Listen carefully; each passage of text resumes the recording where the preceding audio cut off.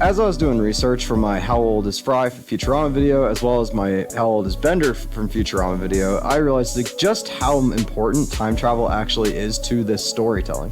Futurama is full of time travel. Over the course of its 12 seasons, we've seen multiple different methods for time traveling, a lot of which went into Bender to make him one of the oldest beings in the universe. So I thought it'd be fun to go through and explain all the different ways that there is to time travel in Futurama. And that's what we're going to do in this video, where this is Futurama's Time Travel Explained. So first off, I think I should go ahead and explain the rules of time travel in Futurama, and it's actually not going to be that difficult. Rule number 1, you can't change the past. Need me to repeat that? Because that's really pretty much it. If you change the past, you create time paradoxes, and time paradoxes can potentially destroy the universe, so don't do it. So one rule, easy enough to follow, right? Well, one would think, but this rule is broken immediately and repeatedly with little to no consequence. But with that out of the way, now we can get into all of the different methods of time travel we see in the show. So the first method we see is actually just forward time travel. This one's really straightforward. You just move forward in time naturally. However, Futurama does have a couple of twists. The first of these being you can be cryogenically frozen, which you can use to move thousands of years into the future with little to no repercussion to yourself, which is a huge deviation from how that works in our world where we can't resurrect you. Then the second one is having your consciousness jump ahead in time, and we see this happen in Season 3, Episode 14, Time Keeps On Slipping, when the professor uses chronotons to age up his mutant atomic supermen to play basketball against the Globetrotters. This causes a tear in space that spreads and makes everyone's consciousness experience what's essentially time skips that get progressively worse as the situation continues. The fun part about this is you actually do continue to do things while this is happening. You just have no memory of it. So basically the fun part of the episode is like they're doing something and they'll say like, oh, it'll take forever to figure this out. And then boom. And it's like, well, I guess not. And they've just already figured it out. But then the second method of time travel we actually see in Futurama is what I like to call popcorn time travel. So in Season 3, Episode 7, Roswell That Ends Well, this time travel happens by accident when Fry puts some popcorn in a metal bag in the microwave, while at the same time the crew is watching a supernova explosion. The radiation from the explosion interacts with the microwave radiation and ends up sending them all back in time. And this time travel could actually fall into two separate categories depending on how you look at it. Either branched reality time travel, seeing as Fry technically changed the past by killing his grandfather and replacing him in history, and within this we see an example of time dilation, since his wife/grandmother ages from her 20s to an older woman in what is essentially overnight to Fry.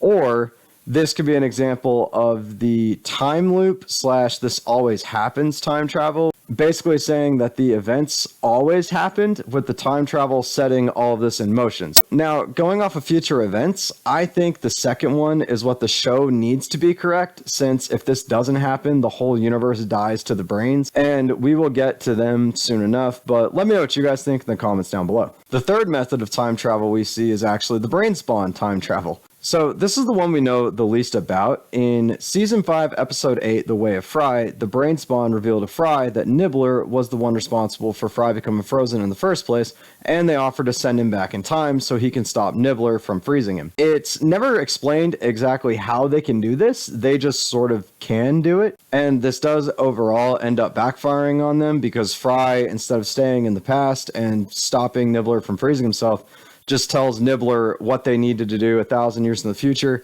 in order to beat the brain spawn.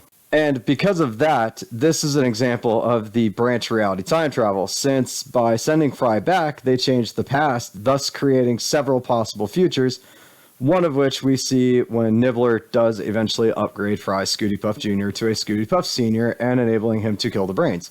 So in one universe, Fry is just killed by the brains. In another universe, Fry never goes to the future and then the brains take over the future. And then in another universe, Nibbler upgrades Fry and Fry beats the brains. So yeah, it's a crazy fun reality branch right there. Now we can go to the fourth form of time travel we see in the series, which is the time travel binary code. So we see this used in the movie Bender's Big Score or Season 6, depending on how you're watching it. Season 6 and those movies that they turned into the thing is actually like a crazy turning point for this universe, because in the last 3 Futurama videos that I've made, this one season has had like the most impact across any of them so far. So now this one is actually a little sort of tricky to explain, as it does and does not fall into multiple categories. So first off, this is a paradox correcting time code, meaning that when you use it, it will not create a paradox. It will just essentially rewrite history, making it where what you changed always happened. With the exception of if you create a duplicate of something, it will be doomed to be destroyed. And if you use it too much, you can literally break the universe. Also, this is a one-way time code, meaning it can send you back in time, but it can't send you forward in time, meaning that effectively it can only be used by robots or things that are immortal. And that actually makes a lot of sense. Since this is a binary time travel code, it would make sense that robots would be the ones to be able to use it the most effectively. So what type of time travel is it? Well, I believe this falls into the it always happens time travel, since it rewrites history to make what you changed always happened. But also the alternate reality time travel, since it does technically create a different reality, since we know it didn't happen that way the first time. So I don't know. Let me know what you guys think in the comments down below. Where do you guys think it falls?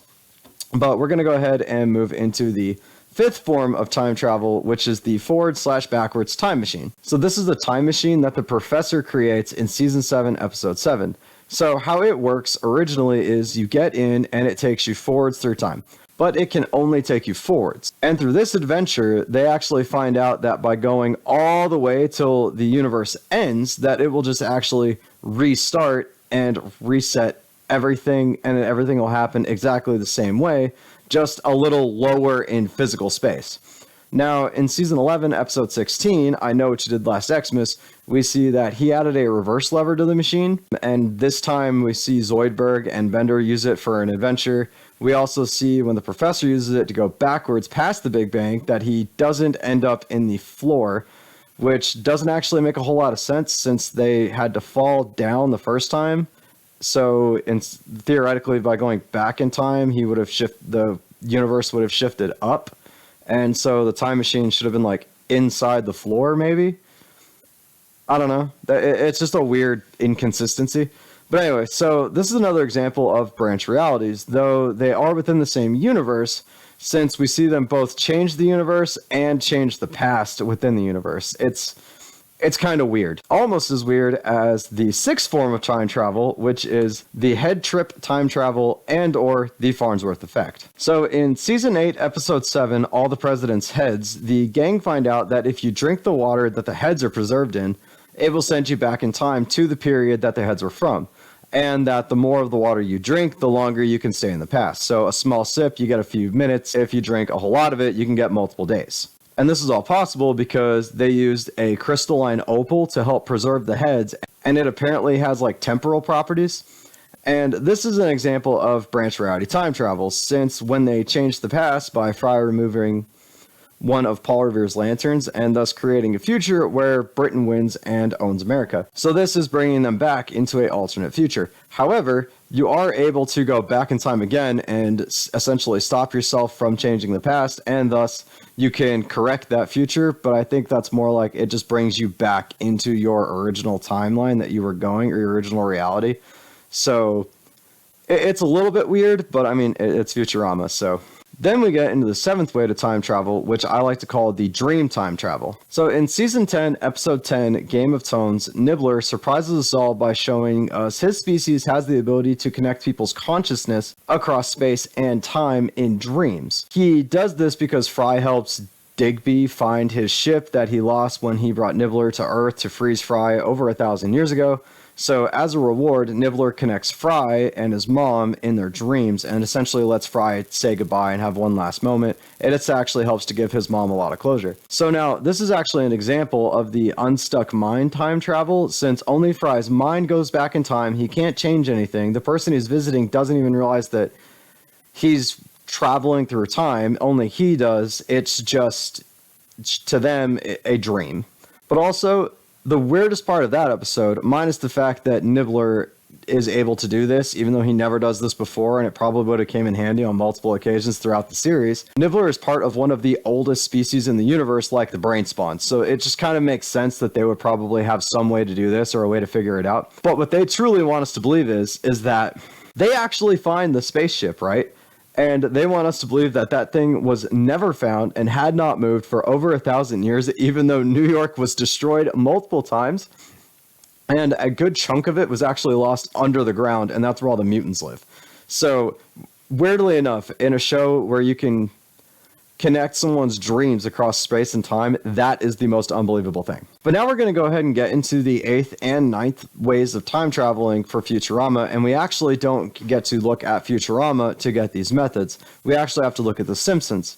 See, in the Futurama Simpsons crossover, all of the gang from the future actually come back to the past. So the 8th way of time traveling I like to call is the Bender's Door time travel. So in the crossover episode, the gang go back in time to the Simpsons universe, and when Lisa asks the professor if they used a time machine, he says time machines are impossible, and he quantum entangled a singularity to Bender under the guise of fixing his collar. And anyone who can explain to me what that means or how that works, please do in the comments down below. But the best part is after that, Professor John Frink from The Simpsons asks, how did Bender come back to the past? And the professor actually just goes, with a time machine. And then Lisa goes to kind of call him out on this, and he just kind of blows it off and says, oh, this is done. So this actually falls into a couple of different ways of time travel. So the first of these being the time loop / this always happened time travel, because though this does create a separate branch for Futurama, this actually is just normal for The Simpsons. So who's to say that this didn't just always happen? Kind of like Fry becoming his own grandfather, like this always would have had to have happened. However, this could also fall into the branched reality for a couple of reasons. One, as I explained in my Bender's video, this actually takes place in between seasons and a time when they should have been frozen per the new canon after the reboot on Hulu with season 11. So this actually is taking place in a completely separate universe where when the professor originally sent them back, 10 years did not pass and they just kept moving forwards in time from there. But it also creates a separate reality because now Bender is back and they have changed the future of Futurama because now the weird Bart Gremlin things are not actually attacking the future because now that they've stopped him, that should not have happened. Or seeing as they don't really show the future being changed, they just they don't necessarily stop it in the past, they just stop it in the future. It gets kind of muddled as to how it would go. So yeah, why don't you guys let me know in the comments down below what type of time travel you guys think it is. But that is pretty much it. That is all the ways, at least as of the most current season of Futurama, that we see that time travel is possible. I'm sure they'll add some more to it, or they'll just keep reusing the old one since now the professor just kind of has a time machine. But let me know what you guys think in the comments down below. Did I miss anything? And is there anything more that you guys would like to see me add? Is there anything you guys would like for me to go over? And while you're down in the comments, guys, please remember to hit that like button, hit the subscribe button, turn on that notification bell so you never miss a video from me, and I will see you guys in the next video.